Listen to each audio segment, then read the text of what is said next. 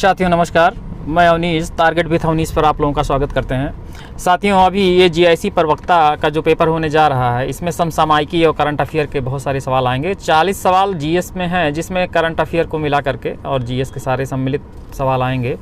तो आज हम समसामयिकी के कुछ क्वेश्चन डिस्कस करेंगे।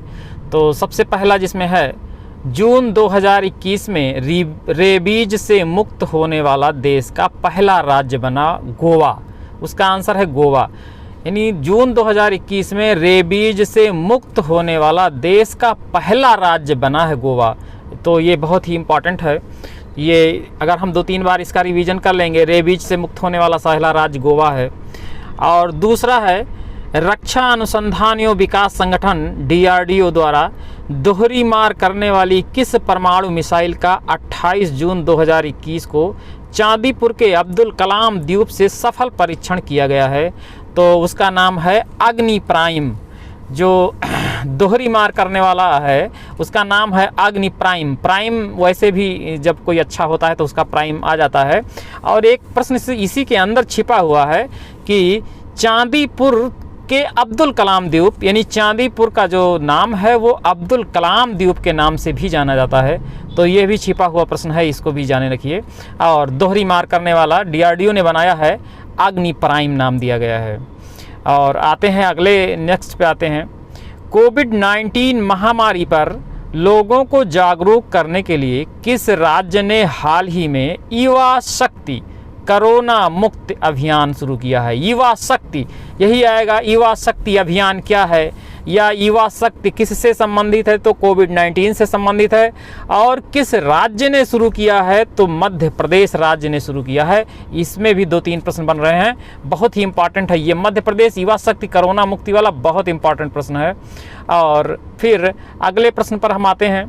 11 जून 2021 को 7वें अंतर्राष्ट्रीय योग दिवस। पहली बात तो ये जान लीजिए, अंतर्राष्ट्रीय योग दिवस जो है 21 जून को मनाया जाता है।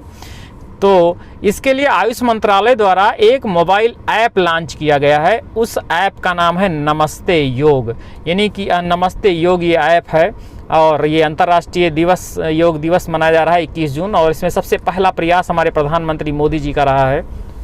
और ये भारत में ये जो योग, भारत इसका गुरु है और शुरू करने वाले। अभी कुछ दिन पहले लगभग 120 से ज़्यादा देश इसमें शामिल थे। अब और भी हो गए होंगे करंट में, लेकिन अभी यही 21 जून जो है, सबसे पहले तो यही आएगा। 21 जून को योग दिवस मनाया जाता है।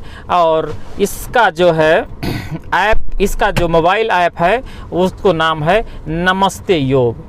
अब अगले नेक्स्ट पर हम आते हैं। असम सरकार ने जून 2021 में राज्य के कोकराझार जिले में स्थित किस रिजर्व फॉरेस्ट को राज्य का 6ठा राष्ट्रीय उद्यान नामित किया है? पहली बात तो असम सरकार ने किया है, और ये 6ठा राष्ट्रीय उद्यान असम में 6ठा है। तो उसका नाम है रायमोना रिजर्व। रायमोना रिजर्व, ये भी पूछा जा सकता है कि रायमोना रिजर्व किस स्टेट में पड़ता है। और ये पूछा जा सकता है कि अभी हाल में किस ज़िले में जो है 6ठा राष्ट्रीय उद्यान किस ज़िले में, किस स्टेट में किया गया है? तो असम सरकार ने जून में ये रायमोना रिजर्व जो है अभी हाल में घोषित किया है। अब अगला प्रश्न आते हैं, यह भी बहुत ही इंपॉर्टेंट है। जून 2021 में किस राज्य में स्थित रायगढ़ विषधारी वन्य जीव अभ्यारण्य, ये वन्य जीव अभ्यारण्य था, रायगढ़ विषधारी वन्य जीव अभ्यारण्य, ये राज्य का 4था टाइगर रिजर्व बनाने को मंजूरी मिली है। राजस्थान नाम है। तो यह भी बहुत इंपॉर्टेंट है। और अगले प्रश्न पे हम आते हैं। ये अभी जो जीआईसी प्रवक्ता होने जा रहा है उसके लिए ज़्यादा इंपॉर्टेंट है, और सभी परीक्षाओं के लिए लेखपाल भर्ती, SSC GD भी होने जा रहा है। तो अभी हम करंट का इसीलिए डाल रहे हैं, बाकी तो GS का वीडियो अपलोड कर रहे हैं, बराबर कर रहे हैं। आज करंट इशू चल रहा है, समसामयिकी चल रहा है। अगला है प्रश्न, मई 2021 में मध्य प्रदेश सरकार द्वारा शुरू की गई किस योजना के तहत नागरिकों को पेड़ लगाने के लिए सम्मानित किया जा रहा है? तो उसका नाम है अंकुर योजना। अंकुर योजना अगर पूछा जाता है कि अंकुर योजना क्या है, तो अंकुर योजना पेड़ लगाने से संबंधित है, पहली बात। या प्रश्न पूछा जाता है किस प्रदेश ने ये अंकुर योजना शुरू किया है, तो मध्य प्रदेश सरकार ने इसको जो है शुरू किया है। फिर अगला प्रश्न है कि मई 2021 में भारत को किन 2 भीषण तूफानों का सामना करना पड़ा। बहुत ही इम्पॉर्टेंट है, भारत में 2 भीषण तूफान आए थे। एक तो है ताउक्ते जो अरब सागर में है, उसका नाम है ताउक्ते, और यास है, यास का नाम बंगाल की खाड़ी है। तो ये 2 बहुत ही इम्पॉर्टेंट हैं। अगला क्वेश्चन है, भारतीय नौसेना ने देश में ऑक्सीजन आवश्यकताओं की पूर्ति हेतु किस ऑपरेशन का संचालन मई 2021 में किया। तो इसका नाम है ऑपरेशन समुद्र सेतु 2। बहुत ही इम्पॉर्टेंट है ऑपरेशन समुद्र सेतु 2 इसलिए कि कोरोना का जो दूसरा लहर था, उस दूसरे लहर में ऑक्सीजन की कमी को इसलिए मंगाया गया था। और ये प्रश्न बहुत ही इम्पॉर्टेंट है कि ऑक्सीजन की आवश्यकताओं की पूर्ति के लिए कौन सा अभियान चलाया गया था। तो ऑपरेशन समुद्र सेतु 2 द्वितीय। या ऐसा भी प्रश्न आ सकता है कि ऑपरेशन समुद्र सेतु किससे संबंधित है। तो ये ऑक्सीजन आवश्यकताओं की पूर्ति के लिए ही संबंधित है, इसलिए बहुत ही इंपॉर्टेंट सवाल है। फिर अगले प्रश्न पे हम चलते हैं। असम के न्यू जलपाईगुड़ी और बांग्लादेश के ढाका के बीच में 27 मार्च 2021 से किस यात्री रेलगाड़ी का संचालन शुरू हुआ। बहुत ही इंपॉर्टेंट है, मिताली एक्सप्रेस का नाम है। ये असम के न्यू जलपाईगुड़ी से शुरू किया गया है और बांग्लादेश के ढाका। यही प्रश्न आता है कि कहां से कहां तक। तो न्यू जलपाईगुड़ी से और ढाका तक, यानी असम के न्यू जलपाईगुड़ी से और बांग्लादेश के ढाका तक जो है जो एक्सप्रेस शुरू हुआ है, उसका नाम है मिताली एक्सप्रेस। बहुत ही इंपॉर्टेंट है। उसके बाद अगला प्रश्न है, 21 मार्च 2021 को डिफेंस वेबसाइट मिलिट्री डायरेक्ट द्वारा जारी वैश्विक स्तर पर सर्वाधिक मजबूत सैन्य शक्ति सूचकांक, ये अल्टीमेट मिलिट्री स्ट्रेंथ में भारत का स्थान प्रदान किया गया है 4था। इसमें इस इंडेक्स में पहला स्थान चीन का है और दूसरा स्थान अमेरिका का है, तीसरा रूस का और चौथा भारत का। ये एक सैन्य शक्ति का सूचकांक है, सैन्य शक्ति बताता है कि किसका ज़्यादा है।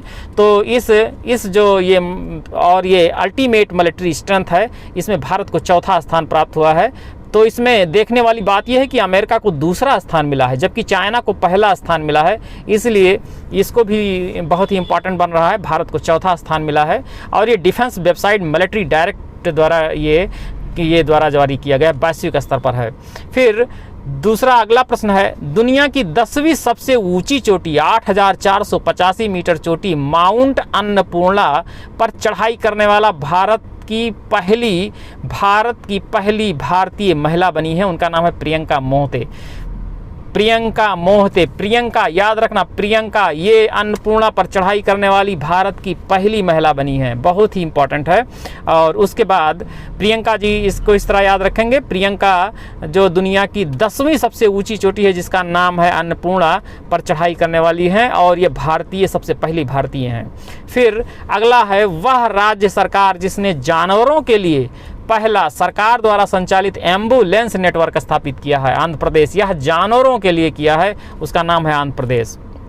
और अगला सवाल जो है बहुत ही इंपॉर्टेंट है। अगला प्रश्न, 24 अप्रैल 2021 को भारत के 48वें मुख्य न्यायाधीश के रूप में शपथ ग्रहण की। तो ये बिल्कुल याद रखिए, जस्टिस एन.वी. रमन्ना ने किया था। बहुत इंपॉर्टेंट प्रश्न है ये, किसने। और ये प्रश्न आ जाता है कि ये कौन से चीफ मिनिस्टर को मुख्य चीफ न्यायाधीश हैं, मुख्य चीफ जस्टिस ऑफ इंडिया हैं। तो 48वें हैं। ये प्रश्न कई बार आया है, 46वें, 47वें हैं, 48वें हैं, 49वें हैं। तो उत्तर बनेगा कि 48वें हैं।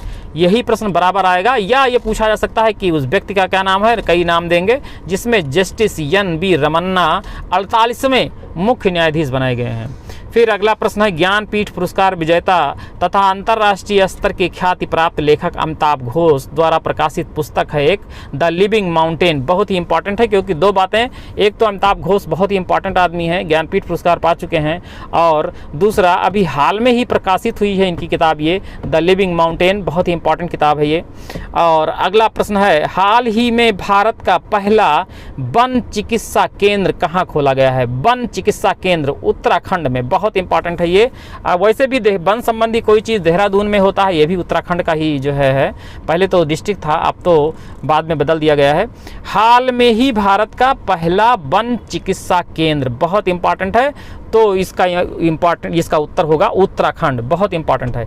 फिर अगला सवाल है, मार्च 2021 में ओडिशा सरकार ने राज्य के दक्षिणी हिस्से में स्थित किस स्थल को बायोस्फीयर रिजर्व के रूप में प्रस्तावित किया है? उसका नाम है महेंद्रगिरी। महेंद्रगिरी पर्वत भी वहाँ पर है और ओडिशा सरकार ने ये बायोस्फीयर रिजर्व घोषित किया है, बहुत ही इंपॉर्टेंट है, उसका नाम है महेंद्रगिरी।